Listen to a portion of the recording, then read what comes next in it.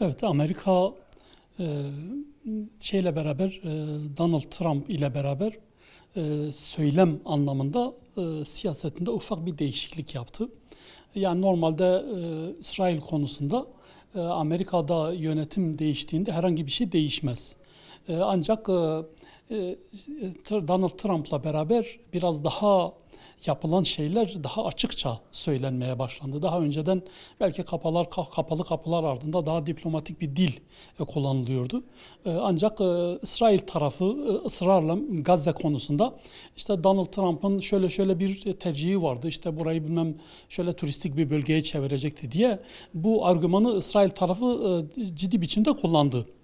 Tabii yani şu anda Gazze'de sorunun bu şekilde devam ediyor olmasında en büyük sebep tabii ki Amerika. Yani mesela bir barış kurulu oluşturuldu normalde.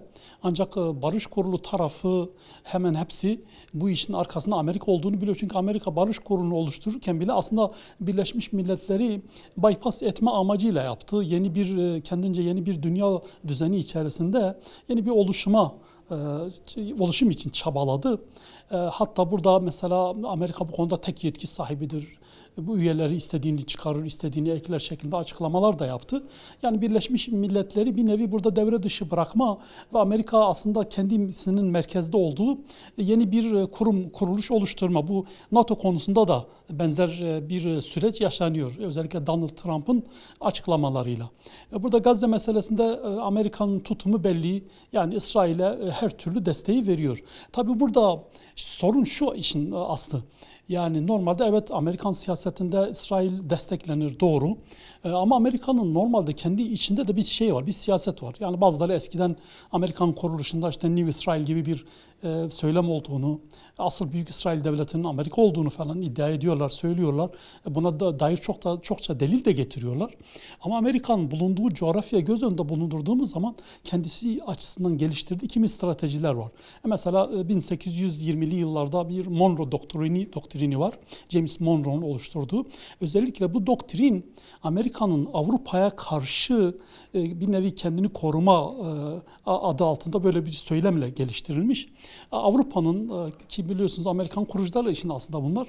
Avrupa'nın bu Kuzey Amerika'nın haricinde diğer taraftaki yani mesela Orta Amerika'ya ve Güney Amerika'ya yönelik girişimlerini engelleme açısından Amerika Monroe doktrini ile bir nevi bunu şey yapıyor, kendine bir hak olarak görüyor. Bu bölgelere müdahale etme hakkım var ve bu doktrinin işin aslı İngiltere, Fransa ve İspanya'ya karşı oluşturulmuş. Belli dönemlerde mesela İspanya'nın Fransa ile ilgili olan hesaplarında, Meksika ile ilgili hesaplarında falan bu uzun süre aslında devam etmiş bu Monroe doktrini. Sonradan biliyorsunuz mesela 1904'lü 5'li yıllarda Monroe doktriniyle ilgili kimi değişimler söz konusu. Bu işte Kennedy tarafından bir daha dile getirilmiş. Ronald Reagan tarafından özellikle Amerikan arka bahçesi olarak kabul edilen Orta Amerika ülkelerinde onların tabiriyle komünist yönetim ve hareketlere karşı Amerika'nın işte paramiliter güç oluşturma ve oradaki kimi silahlı grupları destekleme anlamında bunu da yine Monroe doktrinine dayandırıyordu. Yani burada dışarıdan özellikle Sovyetler Birliği'nin etkisini azaltmak için. Ronald Reagan döneminde bu vardı. Donald Trump geldiğinde bu Monroe doktrininde kimi değişiklikler yaptı. Yani burada hatta çokça bile belki dünyada espriyle karşılandı, alay edildi. Ama dedi ki bundan sonra Monroe doktrini değil, Donroe doktrini. Donald Trump böyle bir şey söyledi ve bunu açıkça dile getirdi. Yani buradaki doktrin bu bölgelere yönelik müdahaleye Amerika'nın karşı çıkmasıydı. Ama burada doktrinin değiştiğini ifade etti. Bunu da işte Venezuela, Kanada, Panama üzerinden sonra Grönland meselesiyle bunu bu şekilde söyledi. Ama işin aslı Donald Trump'ın politikasına uymayan Körfez Savaşı yani İran'a yönelik savaş vardı. Donald Trump normalde diğer demokratların aksine bölgeden çekilme, bölgedeki kimi güçlere destek verme gibi bir siyaseti takip edecekti. Fakat işte yani bu olayın takipçileri hatırlar. Donald Trump birinci döneminde mesela danışmanlarından birine özellikle çok sert bir tepki gösteriyor. Diyordu ki aptal diyordu.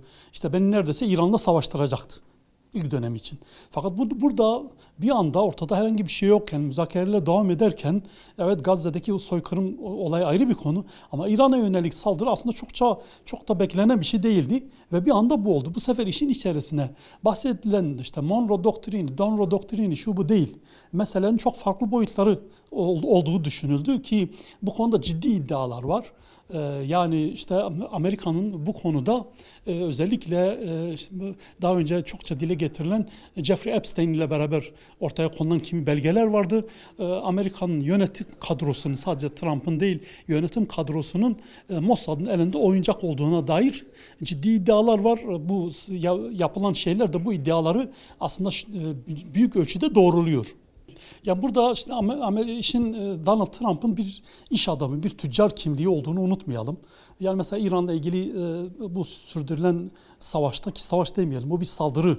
İsrail'le beraber bu Körfez'de, bu coğrafyaya yapılan bir saldırıdır. Bunu önce bu şekilde adını koyalım.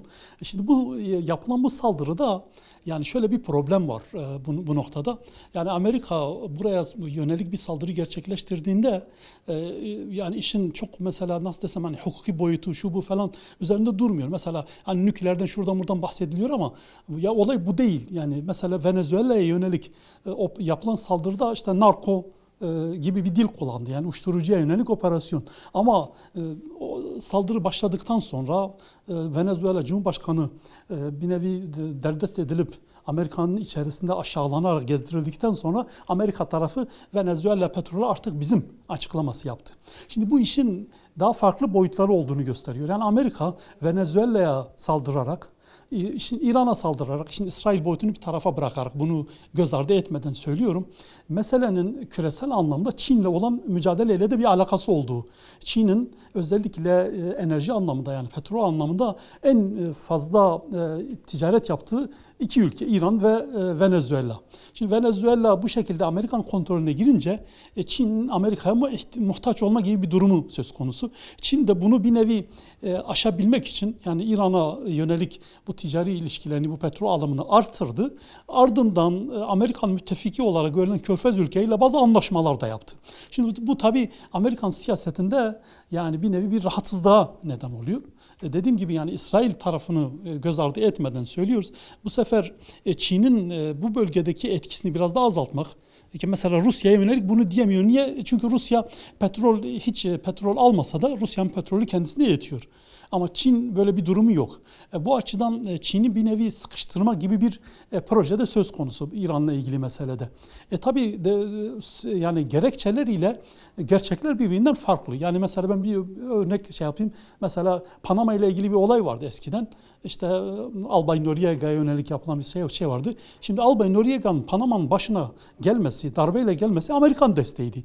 Yani bu CIA'nın hesabına çalışan bir adam.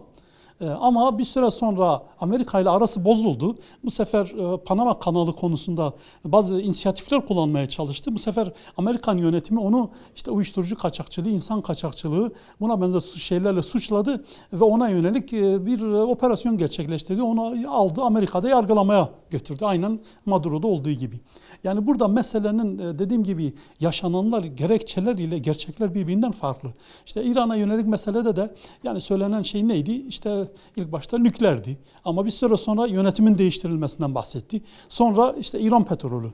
Şimdi İran petrolünün şöyle de bir tarafı var. Yani Venezuela petrolü çok rezerv yüksek ama İran petrolü ona göre çok kaliteli. Yani çok daha fazla işleme gerek duyulmadan daha kaliteli bir şekilde. Bu tabii Amerika'daki işte bu kimi yani nasıl desem yamyamların iştahını kabartıyor. İran'a yönelik saldırının böyle de bir tarafı var.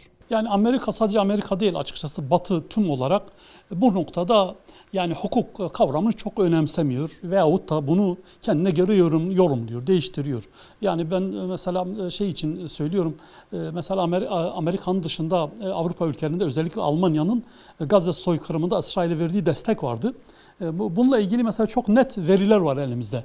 Yani Alman temsilci olarak Avrupa Parlamentosu'nun en önemli ismi olarak bilinen mesela von der Leyen, Ukrayna söz konusu olduğunda, Ukrayna savaşı söz konusu olduğunda insanların işte enerjiye, gıdaya, temiz suya erişimi engellenemez. Bu insanlık suçudur şeklinde bir açıklama yapıyordu.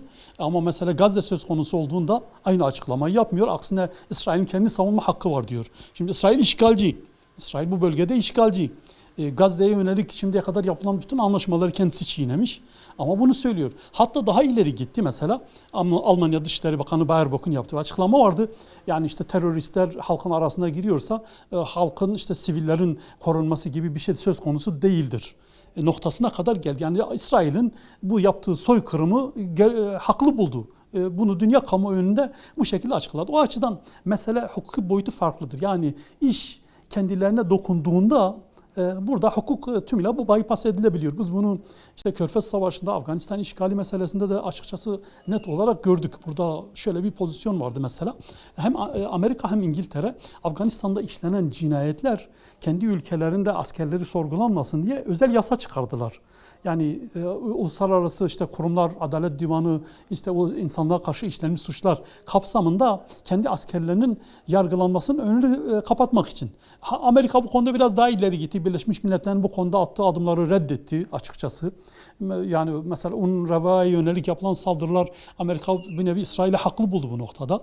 O açıdan dediğim gibi burada hukuk dediğimiz şey, yani evrensel hukuk diye bir şey, açıkçası Gazze olayı evrensel hukuk diye bir şeyin olmadığını, hukukun bazı küresel güçler, yani gücü almış, yani esas almış olan küresel güçler açısından hukukun bazen bir aparat olarak kullanıldığını ortaya koydu.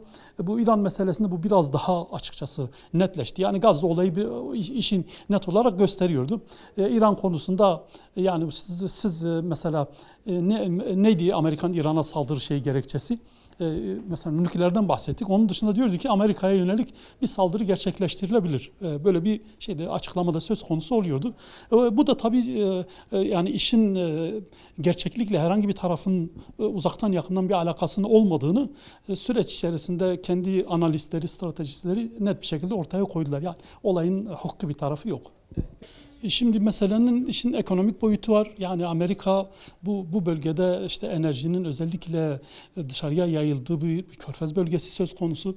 Bu körfezde enerjinin seyir seferinin dünyaya dağılımının engellenmesi noktasında yaptığı hamlelerden dolayı dünya ekonomisine yönelik bir zarar vermiş durumda. Ya özellikle Uzak Doğu bölgesinde mesela Japonya tarafında, işte Çin'den bahsettik, Hindistan.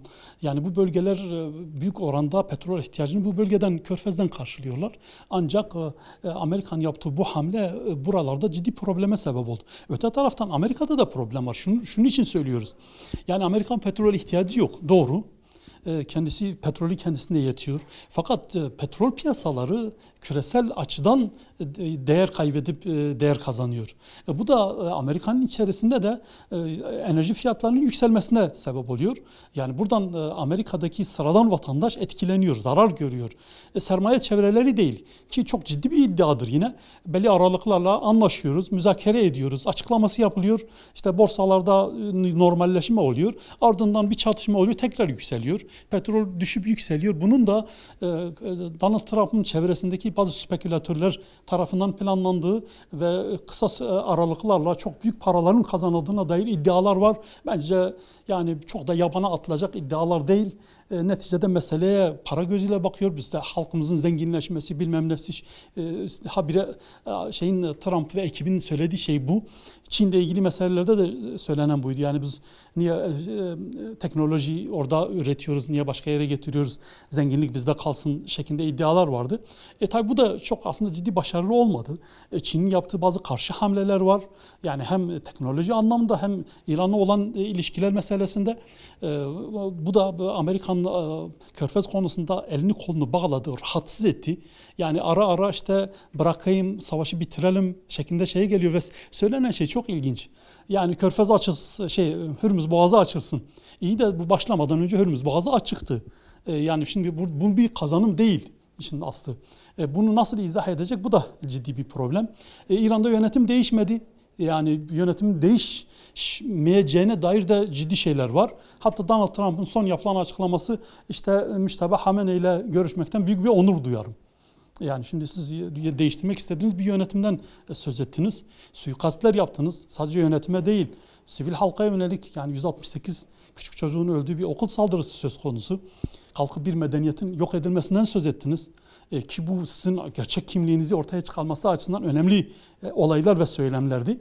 O açıdan şu anda gelinen nokta açıkçası yani bir belirsizlik var. Her an çatışma olabiliyor, her an işte müzakereden söz edilebiliyor. Ancak ne geniş kapsamlı bir barış ne de çok daha büyük kapsamda bir savaşı kimse şu anda öngörmüyor. Çünkü küresel sistem ekonomik anlamda birbiriyle bağımlı ve hepsi bundan etkileniyor. Şu anda savaşın devam etmesini açıkça net olarak isteyen sadece İsrail var. Onun haricinde hemen hemen bölge ülkeleri dahil, Amerika dahil büyük oranda savaşın bitmesini istiyor ki işte Amerikan Kongresi'nin son yaptığı oylamada da yani bu noktada Donald Trump'a yetki verilmemesi konusunda işte %15'e sanıyorum %12 oranı ile bir çıktı. Yani Cumhuriyetçi Parti'nin 4 üyesi demokratlara destek verdi bu noktada. Yani bu noktada kendi içinde bile, iktidar partisi kendi içinde bile sıkıntılar yaşıyor. Ve Amerika'nın içerisinde büyük oranda bu savaştan rahatsız olan kesimler var. Bu da ortada. Fakat dediğim gibi yani ortada şöyle ilginç bir çelişki var. Yani İran'la müzakere yürütülüyor. İşte Pakistan var. Arabulucu olarak işte Suudi Arabistan'dan bahsediliyor. Türkiye'nin ismi geçiyor ara ara en azından kapalı kapı diplomasisi içerisinde.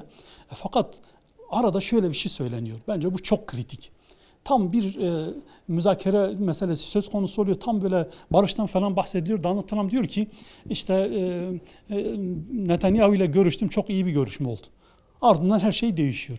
Yani Amerika, bildiğimiz Amerika bu söylemlerle yani aslında neyin oyuncağı olduğunu itiraf ediyor. Her anlaşmanın sonunda yürürlüğe konmadan Netanyahu'ya arz ediliyor ki anlaşıldığı kadarıyla.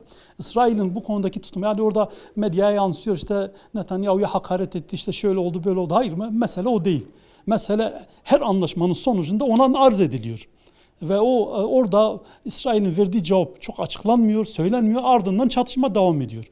Yani İsrail, Lübnan konusunda, Gazze konusunda Amerikan dediklerine uymadı. Eğer kamuoyuna yönelik söylenen ile perde arkasında söylenen şeyler farklı değilse. Ki bu da zaten ara ara buna benzer şeyler de oluyor. Fakat dediğimiz gibi burada ben Netanyahu ile görüştüm, iyi bir görüşme oldu falan diyor. Ardından tekrar çatışma oluyor. Bu da yani Amerikan yönetiminin, halihazırdaki Amerikan yönetiminin açıkçası İsrail'in elinde oyuncak olduğunu gösteriyor. Bölge politikaları İsrail tarafından belirleniyor ve İsrail bölgede ayakta durabilecek bir yönetim istemiyor. Bağımsız bir yönetim istemiyor. Ya bana boyun eğecek ya da güçsüz olacak şeklinde bir var yani bir projesi var. Bunu bölgedeki her tarafa saldırarak da zaten gösteriyor.